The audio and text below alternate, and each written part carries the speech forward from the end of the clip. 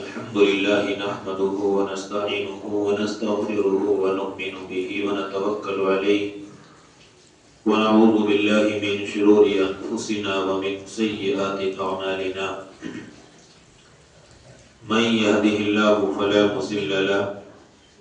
ومن يضلله فلا هادي له ونشهد أن لا إله إلا الله وحده لا شريك له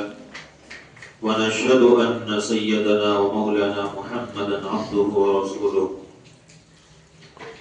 أما بعد فأعوذ بالله من الشيطان الرجيم بسم الله الرحمن الرحيم يا أيها الذين آمنوا قوا أنفسكم وأهليكم نارا وقودها الناس والحجارة عليها ملائكة غلاظ شداد لا يعصون الله ما أمرهم ويفعلون ما يؤمرون آمنت بالله صدق الله العظيم. محترم سامعین، بزرگ اور دوستوں اور دینی ایمانی بھائیوں، اللہ رب العزت کا بے پناہ احسان اور انتہائی کرم ہے کہ اللہ رب العزت نے آج کے اس مبارک دن یعنی جمعہ کے دن ہم سب کو اپنے پاک گھر کے اندر نماز جمعہ ادا کرنے کے لیے ایک جگہ جمع فرمایا. بزرگ اور دوستوں، گزشتہ کئی ہفتوں سے آپ حضرات کے سامنے ایک ایسے موضوع کے تحت بات چل رہی تھی جو بڑا ہی اہم موضوع ہے، جو ہے ماں باپ کے ساتھ حسن سلوک، حسن زن، یعنی ماں باپ کے ساتھ ہمیں کیسا سلوک کرنا چاہیے. اولاد کو ماں باپ کے ساتھ کیا حقوق ادا کرنے چاہیے، اس کے بارے میں آپ حضرات کے سامنے بہت ساری باتیں آ چکی ہیں. احادیث کے حوالے سے، واقعات کے حوالے سے بہت ساری باتیں ہمیں سننے کو ملی ہیں. اب بس فکر یہ کرنی ہے کہ جو باتیں ہمیں سنی ہیں ان پر ہمارا عمل ہے یا نہیں.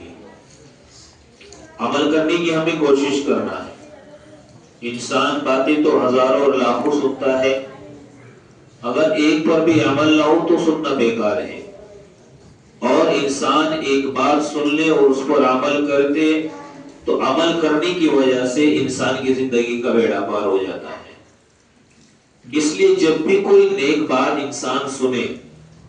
تو اس نیت سے سنے کہ مجھے اس پر انشاءاللہ عمل کرنا ہے. عمل کے اوپر ہی ساری زندگی کا دار و مدار ہے. انسان اعمال صالحہ کرے گا اس کو اچھا بدلہ مل جائے گا، اور اعمال صالحہ نہیں کرے گا تو اس کو اچھا بدلہ نہیں ملے گا. اس لیے جب بھی کوئی نیک بات سنی جائے تو اس نیت سے سننی چاہیے کہ انشاءاللہ ہمیں اس پر عمل کرنا ہے. تو والدین کے تعلق سے یہ باتیں آپ کے سامنے آ چکی ہے کہ اولاد کو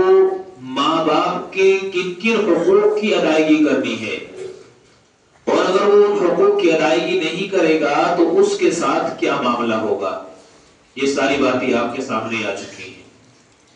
قرآن مقدس کی یہ مختصر سی آیت میں نے آپ کے سامنے پڑھی،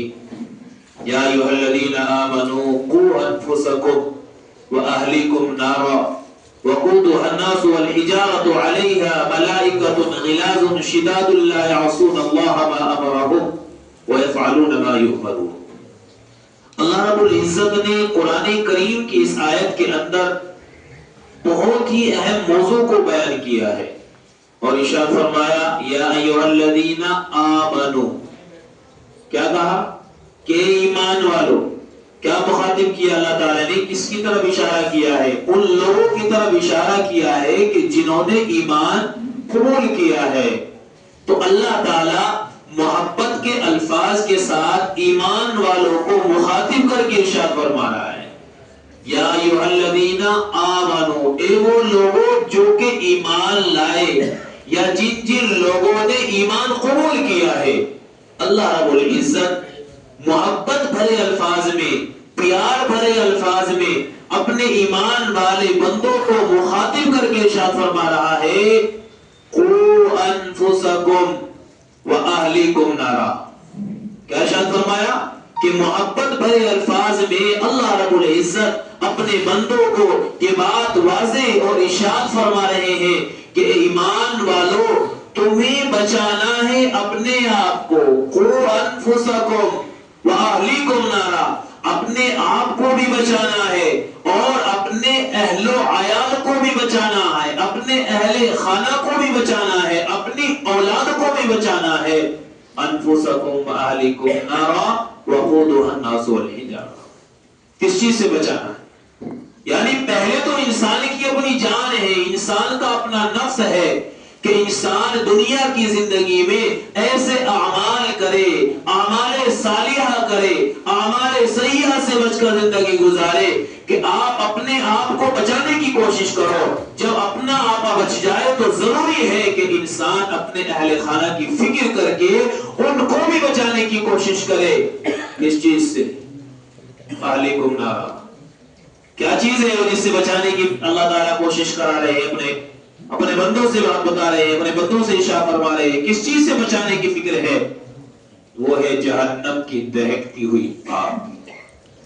دوزخ کی دہکتی ہوئی آگ، کہ اللہ رب العزت ارشاد فرما رہے ہیں کہ تمہیں اپنے آپ کو اس جہنم کی دہکتی ہوئی آگ سے بچانا ہے اور اپنے اہل خانہ کو، اپنی فیملی کو، اپنی اولاد کو بھی جہنم کی دہکتی اس آگ سے بچانے کی کوشش کرنا ہے کہ جس کا ایندھن انسان اور پتھر ہوں گے۔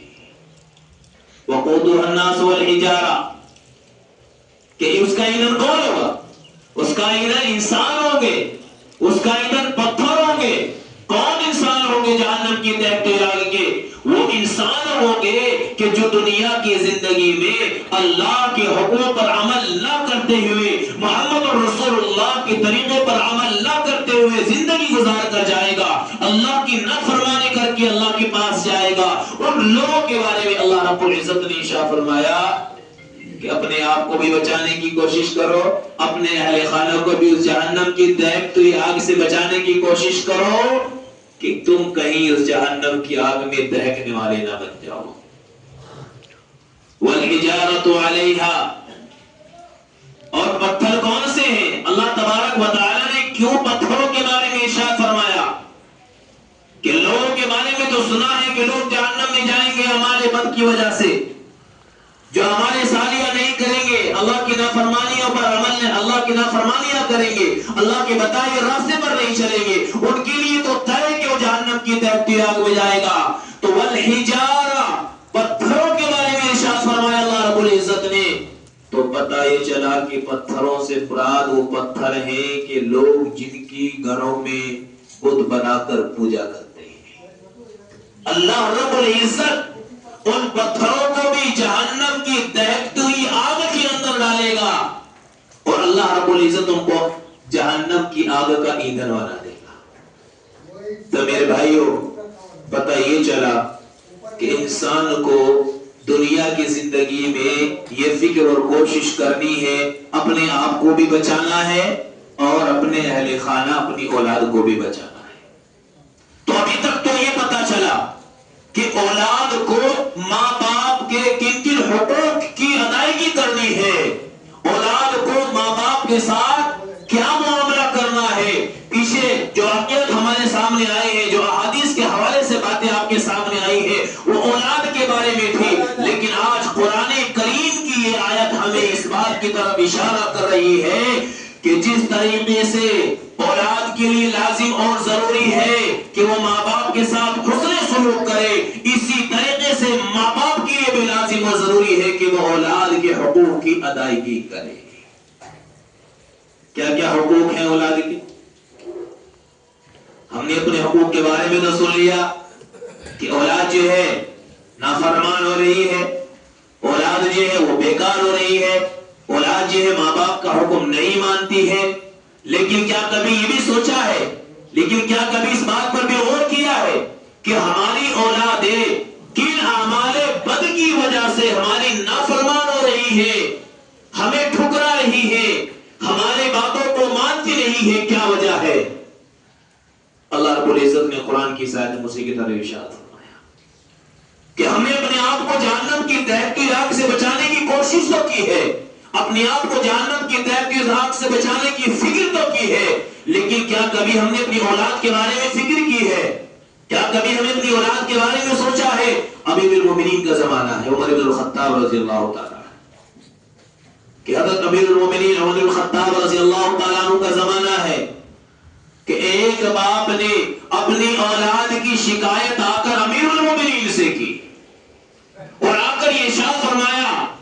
بڑے افسوس کے ساتھ وہ باپ اپنی اولاد کی شکایت کرنے کے لیے امیر المومنین کی بارگاہ میں آیا اور ان کے دربار میں آ کر اپنے بیٹے کی شکایت کی کہ میرا بیٹا میری بات نہیں مانتا ہے۔ امیر المومنین نے جب یہ بات سنی کہ کوئی اولاد ایسی ہے جو اپنے ماں باپ کے نافرمان ہو،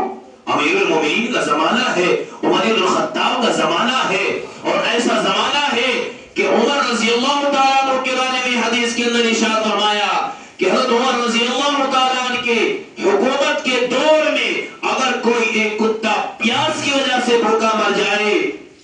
پیاس کی وجہ سے دنیا سے چلا جائے، تو امیر المومنین کا یہ کہنا ہے کہ میں اس بات کا جواب اللہ کی بارگاہ میں نہیں دے سکتا، کہ زمانہ عمر کا تھا، امیر المومنین کا تھا، اور اس کے باوجود ایک کتا بھی پیاس اور بھوک کی وجہ سے دنیا سے چلا جائے، یہ امیر المومنین کا زمانہ نہیں ہو سکتا ہے۔ اس زمانے میں ایک باپ نے اپنی اولاد کی شکایت آ کر امیر المومنین کے سامنے کی ہے کہ میرا بیٹا میری بات نہیں مانتا ہے۔ امیر المومنین نے جب یہ بات سنی، عمر بن الخطاب نے جب یہ بات سنی، تو وہ یہ کہا کہ بلا کر لاؤ اس کی اولاد کو، بلا کر لے کے آؤ اس کے لڑکے کو، کہ جو باپ اپنی اولاد کی شکایت کرنے کے لیے امیر المومنین کی بارگاہ میں آیا ہے۔ اب بلایا گیا،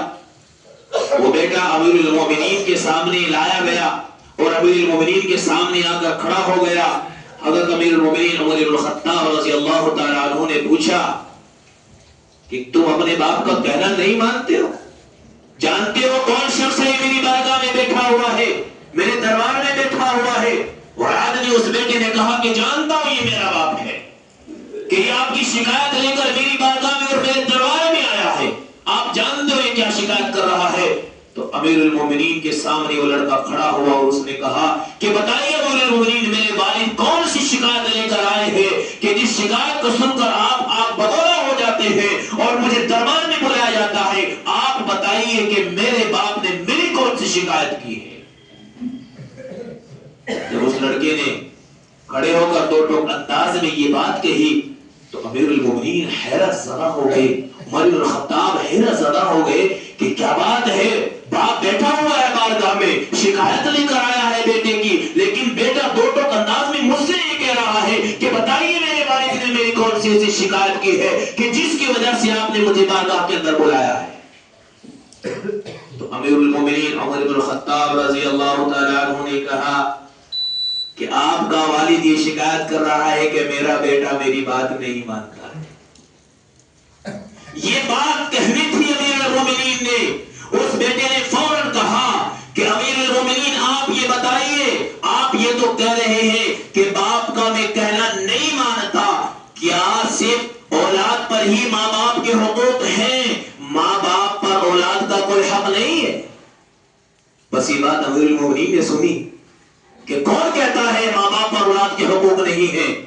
ماں باپ پر اولاد کے 3 حق ہیں۔ اگر ماں باپ ان حقوق کی پامالی کرتا ہے، ماں باپ ان حقوق کی ادائیگی نہیں کرتا ہے تو ماں باپ گنہگار ہے۔ امیر المومنین نے فوراً اس بیٹے کے جواب میں کہا، اس بیٹے نے کہا کہ امیر المومنین بتائیے ماں باپ پر اولاد کے کیا حقوق ہیں؟ حضرت امیر المومنین عمر بن الخطاب رضی اللہ تعالیٰ عنہ نے ارشاد فرمایا کہ سب سے پہلے باپ کا حق یہ ہے کہ جب وہ کسی ماں کا انتخاب کرے، کسی عورت سے نکاح کرے، کسی عورت کو اپنے نکاح میں تسلیم کرے، کسی عورت کے لیے شادی رچائے، تو ماں باپ کی ذمہ داری یہ ہے کہ کسی نیک عورت کے ساتھ شادی کرے۔ یہ سب سے پہلا حق ہے مرد کا،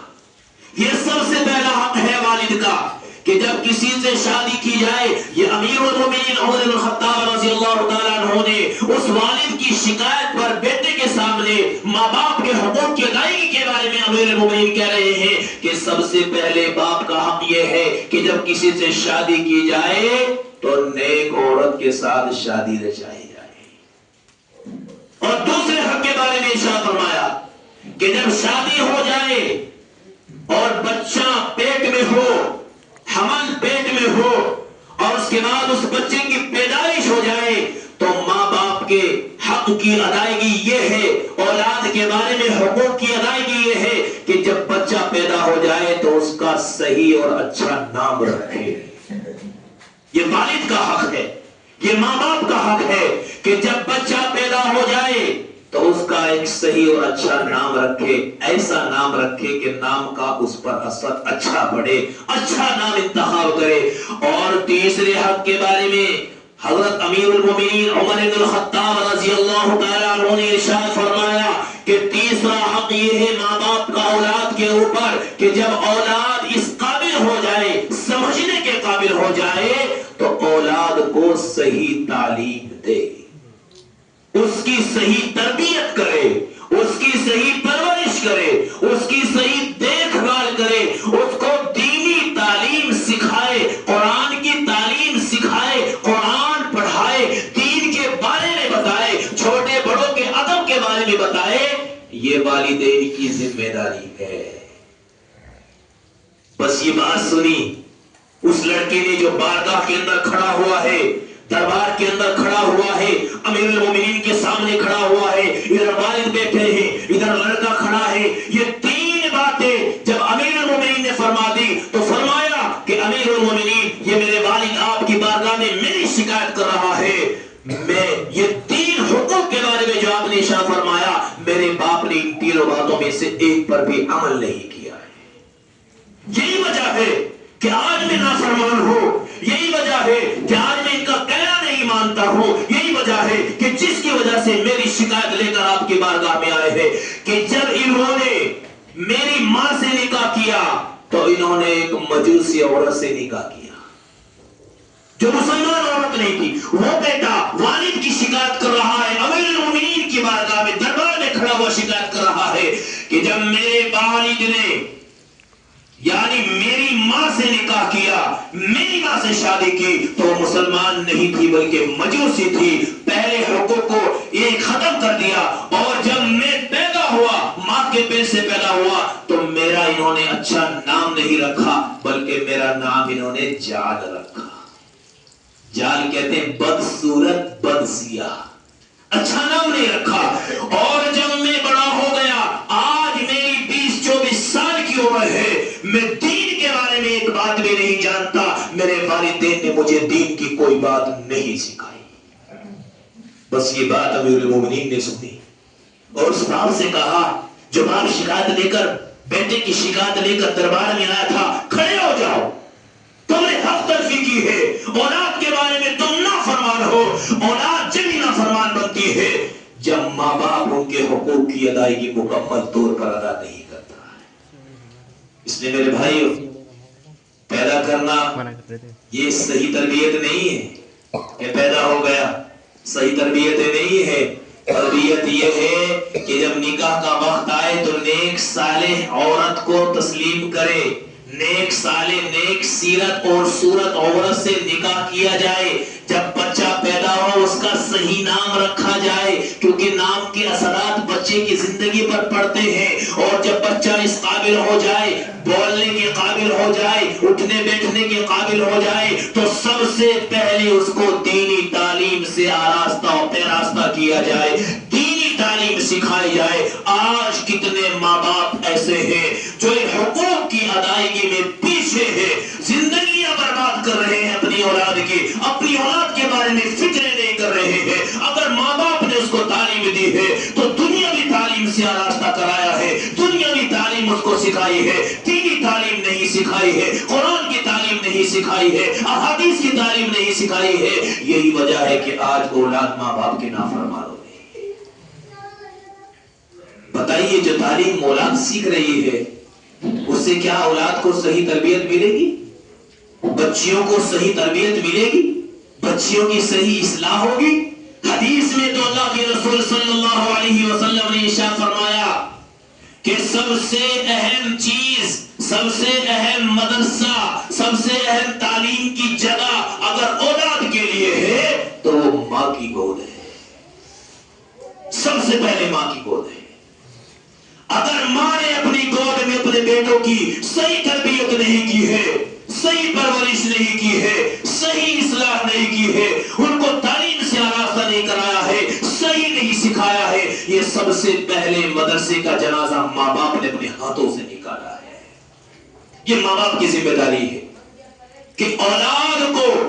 بولتے وقت اگر سب سے پہلا الفاظ بچوں کی زبان سے نکلنے والا ہو تو اللہ کی تعظیم اور تکریم ہونا چاہیے، اللہ کے الفاظ اس کی زبان سے نکلنے چاہیے۔ لیکن آج کے بچوں کی زبان سے نکلنے والے الفاظ ایسے ہیں، نہ ان سے دنیا میں کامیابی ہے نہ آخرت میں کامیابی ہے۔ اس لیے بتائیے، امیر المومنین کے سامنے وہ شخص شکایت کرنے کے لیے آیا تھا کہ میری بات سنی جائے گی، لیکن بات الٹی ہو گئی، اس لیے کہ اس پر عمل نہیں کیا۔ جو والدین کے حق ہے اولاد کے لیے اس کے اوپر کھرا نہیں اترے، اس لیے امیر المومنین نے یہ بات کہہ کر اس کو اپنی بارگاہ سے نکال دیا کہ جب تک تم اپنی اولاد کے صحیح حقوق کی ادائیگی نہیں کرو گے میری بارگاہ میں اسی بات لے کر کبھی داخل مت ہونا، نکل جاؤ میری بارگاہ سے، اس لیے کہ تم نے اپنی اولاد کے حقوق کی ادائیگی مکمل طور پر ادا نہیں کی۔ اس نے میرے بھائیوں، ماں باپ کو اپنے گریبان کے اندر جھانک کر دیکھنا چاہیے کہ ہمارے اندر کتنی خامیاں ہیں۔ اولاد کو تو ہم برا کہہ دیتے ہیں، اولاد کے بارے میں تو برا سوچ لیتے ہیں، کیا کبھی اپنے گریبان میں جھانک کر یہ دیکھا کہ کمزوری کہاں سے ہے، کہاں سے کمزوری چل رہی ہے، کہاں سے خامی چل رہی ہے؟ سب سے پہلا مدرسہ حدیث نے اللہ کے رسول صلی اللہ علیہ وسلم نے فرما دیا ماں کی گود ہے۔ جب ماں اپنے بیٹے کو پالتے ہوئے نماز صوم و صلات کی پابند نہیں ہوگی، قرآن کی تعلیم کی پابند نہیں ہوگی، دین کی تعلیم کی پابند نہیں ہوگی، احادیث رسول کی پابند نہیں ہوگی، اللہ کے حکم کی پابند نہیں ہوگی، تو اولاد کے اندر کیسے اثر پیدا ہوگی؟ کیا اثرات آئیں گے؟ بہت سارے واقعات ہیں دنیا کی زندگی میں کہ جن ماں نے اپنے بیٹوں کی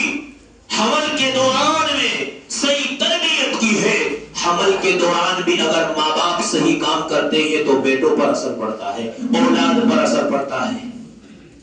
بہت سارے واقعات ہیں کہ بچہ پیدا ہوا ماں کے پیٹ سے، اور بچہ ماں کے پیٹ سے پیدا ہوتے ہی قرآن کی تعلیم، قرآن کی تلاوت کر رہا ہے، قرآن پڑھ رہا ہے، قرآن کے الفاظ زبان سے نکل رہے ہیں۔ پوچھا گیا کہ یہ بچہ ماں کے پیٹ سے پیدا ہوتے ہی قرآن کیوں پڑھ رہا ہے؟ پتہ ہی چلا کہ جب یہ ماں کے پیٹ میں تھا، حمل کے دوران تھا، اس کی ماں بھی قرآن کی تعلیم پڑھا کرتی تھی، قرآن کی تلاوت کیا کرتی تھی، جس کی وجہ سے اللہ نے ماں کے پیٹ کے اندر اس بچے کے اندر یہ اثر ڈال دیا کہ وہ بھی ماں کے پیٹ سے باہر نکلا تو قرآن کی تلاوت کر رہا ہے۔ آج ہمارا حال یہ ہے کہ ماں گھروں میں رہتی ہے، ماں کی ذمہ داری زیادہ بنتی ہے، چاہے وہ لڑکا ہو یا لڑکی ہو، ماں کی ذمہ داریاں زیادہ ہیں، باپ کی ذمہ داریاں تو باہر کی بہت زیادہ ہوتی ہیں۔ ماں کی ذمہ داری گھروں کی ہوتی ہے، بچہ بھی گھر میں ہے، ماں بھی گھر میں ہے، اس لیے ماں کی ذمہ داری یہ ہے اپنے بچوں کی صحیح تربیت اور پرورش کریں۔ آج ہم بچوں کو برا بھلا کہتے ہیں، میں نے گزشتہ ہفتے بھی یہ بات کہی تھی کہ کتنے ہمارے گھرانے ایسے ہیں، مسلمان گھرانے ایسے ہیں کہ جن کے گھروں میں ماں باپ اپنی اولاد کو ہمیشہ کوستے رہتے ہیں، پورے الفاظ، گالی گلوچ، اور نہ جانے ان کے حوصلوں کو چاہیے تو تھا بلند کرنا، ان کو برا بھلا کہہ کر ان کے حوصلوں کو پست کرتے ہیں۔ جب ماں باپ اپنی اولاد کو اس کے سامنے کھڑے ہو کر، جبکہ بالغ بھی ہے، سمجھدار بھی ہے، بڑا بھی ہے، اس کے باوجود بھی ماں باپ اس کو سامنے کھڑے ہو کر گالی دے رہے ہیں، اس کو برا بھلا کر رہے ہیں، اس کے حوصلوں کو پست کر رہے ہیں، تو آپ بتائیے وہ مرد مجاہد پیدا ہوگا یا کچھ اور پیدا ہوگا؟ اور اگر گھروں میں مرد مجاہد پیدا کرنا ہے، بختیار کاخی رحمت اللہ علیہ جیسے شخص پیدا کرنے ہیں، حضرت نظام الدین اولیاء رحمت اللہ علیہ جیسے لوگ پیدا کرنے ہیں، شاہ عبد القادر جیلانی رحمت اللہ علیہ جیسے لوگ پیدا کرنے ہیں، مولانا حسین احمد مدنی جیسے لوگ پیدا کرنے ہیں، تو یہ ذمہ داری ہے ماں باپ کی کہ وہ اپنی اولاد کے ساتھ صحیح سلوک کرے، اور جو ان کی حقوق کی ادائیگی ہے ان کو مکمل طور پر ادا کرے، اور کبھی بھی اپنی اولاد کو اپنی زبان سے برے الفاظ سے نہ پکارے۔ ابھی میں نے آپ کو بتایا، قرآن کریم کی آیت پڑھی، اللہ تعالیٰ نے کیا ارشاد فرمایا؟ یا ایھا الذین آمنوا کیا شاہ فرمایا؟ پیار بھرے الفاظ، محبت بھرے الفاظ میں اپنے بندوں کو مخاطب کر کے شاہ فرمایا اے وہ لوگ جو کہ ایمان لائے. اللہ کچھ اور بھی کہہ سکتے تھے،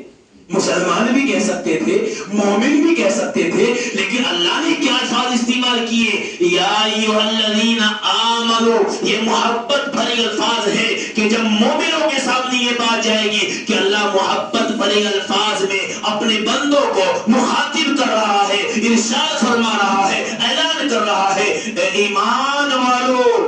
تو ہمیں بھی چاہیے کہ اپنی اولاد کو محبت بھرے الفاظ سے پکارنا چاہیے. مانو کسی کی اولاد ہے، اس کا بیٹا ہے، آپ بیٹے کو اس کے نام سے پکار رہے ہیں کہ فلاں ادھر آؤ، امجد ادھر آؤ، اسجد ادھر آؤ، عبداللہ ادھر آؤ، عبد الرحمن ادھر آؤ، تو آپ نام لے رہے ہیں، محبت سے پکار رہے ہیں. بچہ بھی سن رہا ہے کہ ابا جان مجھے نام لے کر پکار رہے ہیں. اور اگر انہی الفاظ کو چھوڑ کر دوسرے الفاظ سے آپ اپنی اولاد کو پکارو اور یہ کہو بیٹا عبداللہ ادھر آؤ، تو جب بیٹی کا الفاظ اولاد کی کانوں میں جاتا ہے تو محبت بھرے الفاظ اس کے کانوں کے اندر، رسیلے الفاظ اس کے کانوں کے اندر جاتے ہیں، اور وہ یہ سمجھتا ہے ان الفاظ سے کہ اگر میرا باپ مجھے بیٹا کہہ کر پکار رہا ہے تو پتہ یہ چلا کہ میرا باپ مجھ سے محبت کر رہا ہے. اس لیے کبھی بھی اپنی اولاد کو پکارنا ہے، چاہے وہ چھوٹی ہے چاہے وہ بڑی اولاد ہے، اس کو کبھی بھی برے القاب سے، برے الفاظ سے، گندے الفاظ سے نہیں پکارنا چاہیے، بلکہ جب اللہ نے محبت بھرے الفاظ سے اپنے ایمان والوں کو مخاطب کر کے ارشاد فرمایا تو مومنوں کو بھی چاہیے، ماں باپ کو بھی چاہیے کہ اپنی اولاد کو محبت بھرے الفاظ سے پکارنا چاہیے، اور اس کو یہ کہہ کر پکارے بیٹا عبداللہ ادھر آؤ، بیٹا عبد الرحمن ادھر آؤ. جب بیٹے کے کانوں میں یہ رسیلے بھرے میٹھے الفاظ جائیں گے تو اس کے دل میں ماں باپ کی محبت بڑھتی چلی جائے گی. اس لیے میرے بھائیوں کبھی بھی یہ مت سمجھنا کہ اولاد خانی کر رہی ہے ماں باپ کے حقوق کے اندر، ماں باپ بھی گنہگار ہے اولاد کے حقوق کی ادائیگی نہ کرتے ہوئے. اس لیے فرمایا کہ اگر کوئی اولاد، حدیث پاک کا مفہوم ہے، اگر کوئی اولاد بڑی ہو کر کسی گناہ کے اندر ملوث ہوتی ہے اور ماں باپ نے اس بیٹے کی یا بیٹے کی شادی وقت پر نہیں کی ہے اور کسی گناہ کے اندر اگر وہ لاحق ہو جاتے ہیں، ملوث ہو جاتے ہیں، تو اس کا گناہ اس کے ماں باپ پر پڑتا ہے کہ ماں باپ نے اس کی کمزوری کی ہے، ماں باپ نے اس کے حقوق کی ادائیگی نہیں کی ہے. جب بچہ اس قابل ہو جائے کہ وہ چلنے کے قابل ہو گیا، بولنے کے قابل ہوا، تو اللہ کی تعریف بلائیے، اللہ کے الفاظ بلائیے. چلنے کے قابل ہوا تو سیدھا چلائیے، کھڑے ہونے کے قابل ہوا نماز کی اہمیت بتا دیجئے، اللہ کی تعظیم و تکریم کو بتا دیجئے. اور جب وہ اس قابل ہوا کہ اس کی نکاح کا وقت آ گیا تو ماں باپ کی ذمہ داری ہے اس کی شادی کر دینی چاہیے. اگر نہیں کی تو گنہگار ہے، ماں باپ پر گناہ ہے. اسی لیے فرمایا کہ جب دنیا سے انسان چلا جاتا ہے، ختم ہو جاتا ہے، موت اس کی واقع ہو جاتی ہے، تو کیا ہوتا ہے؟ اس کے مرتے ہی اس کے لیے جنت اور دوزخ کا فیصلہ نہیں کیا جاتا ہے. کیوں نہیں کیا جاتا؟ نہیں تو ہونا تو یہ چاہیے کہ دنیا سے چلا گیا، ختم ہو گیا، موت واقع ہو گئی، قبرستان کے اندر دفن کر دیا گیا، اب اس کے لیے جو فیصلہ ہونا ہے ہو جائیے، جنتی ہے تو جنت میں چلا جائے اور دوزخی ہے تو دوزخ میں چلا جائے. لیکن ایسا نہیں ہوتا، اس کو عالم برزخ علیین اور سجین کے اندر رکھ دیا جاتا ہے کہ فیصلے کا دن تو ایک ہی ہے، اسی دن فیصلہ ہوگا. کیوں اس کو تاخیر کیا جاتا ہے، کیوں اس کو چھوڑ دیا جاتا ہے؟ اس کا ریزن احادیث مبارکہ کے اندر جو اللہ کے نبی صلی اللہ علیہ وسلم نے ارشاد فرمایا کہ مرنے کے بعد جنت اور دوزخ کا ترنت فیصلہ اس لیے نہیں کیا جاتا ہے کہ بعض دفعہ ایسا ہوتا ہے کہ انسان جب دنیا سے جا رہا ہے تو ایسے نیک اعمال کر کے گیا ہے کہ جن کا سلسلہ مرنے کے بعد بھی چلتا رہتا ہے. مانو کسی نے مسجد بنوا دی، کسی نے کنواں کھدوا دیا، کسی نے کوئی نیک کام کر دیا، یا پیچھے نیک اور صالح اولاد چھوڑ کر گیا، کون سی اولاد چھوڑ کر گیا؟ جو ماں باپ کے مرنے کے بعد ان کے لیے ایثار و ثواب کر رہی ہے، قرآن پڑھ رہی ہے، تلاوت کر رہی ہے، ذکر و اذکار کر کے دعائیں مغفرت کر رہی ہے، ایسی اولاد چھوڑ کر چلا جائے تو مرنے کے بعد اس کو اس کا صلہ ملتا رہتا ہے، اس کا اجر ملتا رہتا ہے، اس کا ثواب پہنچتا رہتا ہے، اور اللہ اس کے درجوں کو بلند کرتا رہتا ہے۔ اس لیے حدیث پاک کے اندر ایک جملہ آتا ہے، اللہ کے نبی صلی اللہ علیہ وسلم نے بات ارشاد فرمائی کہ اللہ نے کسی کے لیے فیصلہ کر دیا تیری جگہ یہ ہے، لیکن کچھ دنوں کے بعد کہا کہ یہ نہیں، اس سے اونچے مقام پر تیری جگہ ہو گئی۔ وہ پوچھتا ہے اللہ میرا مقام تو یہ تھا، مجھے یہ اونچا مقام کیوں دیا جا رہا ہے؟ پتہ یہ چلا کہ تیری اولاد تیرے لیے زیادہ کیا کر رہی ہے؟ ایثار و ثواب کر رہی ہے، اس کی برکت سے اللہ نے تیرے مقام کو اونچا کر دیا۔ تو ایسی اولاد چھوڑ کر جاؤ، ایسی اولاد چھوڑ کر جاؤ کہ مرنے کے بعد وہ اولاد اپنے ماں باپ کے لیے ایثار ثواب کرتی رہے۔ اسی لیے مرنے کے ترنت بعد اس کے لیے جنت و دوزخ کا فیصلہ نہیں کیا جاتا کہ ہو سکتا ہے اللہ اس کے مقام کو اونچا کر دے، اس کے درجوں کو بلند کر دے، ایثار ثواب کی وجہ سے یا اعمال صالحہ کی وجہ سے یا نیک کام کرنے کی وجہ سے اللہ اس کے درجوں کو بڑھاتا رہے۔ اور ایسے ہی کوئی انسان دنیا سے گیا لیکن دنیا میں کوئی کار خیر نہیں کیا، کوئی سارے ثواب کا کام نہیں کیا، نہ اولاد فرمانبردار چھوڑی، نہ اولاد کو دین کی تعلیم سکھائی، نہ اولاد کو قرآن کی تعلیم سکھائی، نہ صوم و صلاۃ کا پابند بنایا، نہ کوئی مسجد مدرسہ بنوایا، نہ کوئی نہر پانی کا انتظام کیا، دنیا سے چلا گیا۔ ہاں سن لیجئے، ایسے کام کر کے گیا کہ جن کاموں کے بارے میں مرنے کے بعد بھی اس کو اس کی سزا ملتی رہے۔ جیسے ہم سمجھتے ہیں کہ لوگ فلم انڈسٹریز کے اندر فلمیں رائج کر کے جا رہے ہیں، اپنے آپ کو مسلمان کہلاتے ہیں، لیکن دنیا کو ایک پوری لت کے اندر لگا کر جا رہے ہیں۔ مرنے کے بعد ایسے شخص کو بھی اللہ تعالی جب تک اس کے لیے کوئی کار خیر نہیں کیا جائے گا اس کو اس کی سزا ملتی رہے گی، گناہ ملتا رہے گا، نیک کام کر کے گیا ثواب ملتا رہے گا، اجر بڑھتا رہے گا، برے کام کر کے گیا اس کی سزا اس کو ملتی رہے گی۔ اسی لیے اللہ رب العزت مرنے کے ترنت بعد جنت اور جہنم کا فیصلہ نہیں کرتے ہیں۔ اس لیے میرے بھائیوں، اگر ہمارے اندر کوئی خامی ایسی ہے، اولاد کے حقوق کے بارے میں ہم پوری ادائیگی نہیں کر رہے ہیں، تو اس لیے ضرورت ہے اس چیز کی کہ ہم اس پر عمل کریں اور اس کی فکر لیں، اور اپنی اولاد کو صحیح راستے پر لانے کے لیے پہلے اپنے آپ کو راستے پر لانا پڑتا ہے۔ اس لیے حضرت تھانوی رحمۃ اللہ علیہ نے لکھا ہے کہ برتن میں جو ہوتا ہے وہی ٹپکتا ہے، میرے دل کے اندر جو بات ہے میں آپ تک پہنچا رہا ہوں، آپ کے اندر اگر نیت یہ ہے کہ عمل کریں گے تو انشاءاللہ عمل ہوگا، اور اگر نیت صاف نہیں ہے تو عمل کرنا مشکل ہو جائے گا۔ اس لیے میرے بھائیوں، اگر ہم صوم و صلاۃ کے، روزے کے، نماز کے، قرآن کی تلاوت کے، ذکر و اذکار کے، عمل صالحہ کے پابند ہوں گے اور اس کے بعد اپنی اولاد کو کہیں گے تو ضرور اثر پڑے گا، اور ہم خود عمل نہ کریں، دوسروں کو کہتے رہیں تو کبھی اس پر عمل نہیں ہوگا۔ اس لیے میرے بھائیوں، پہلے یہ چاہیے کہ ہم خود عمل کریں، اس کے بعد آگے دوسروں کو اس کی تعلیم دیں، انشاءاللہ اس بات کا اس کے اوپر اثر پڑے گا۔ اللہ رب العزت ہم سب کو کہنے سننے سے زیادہ عمل کرنے کی توفیق عطا فرمائے۔ وآخر دعوانا الحمدللہ رب العالمین۔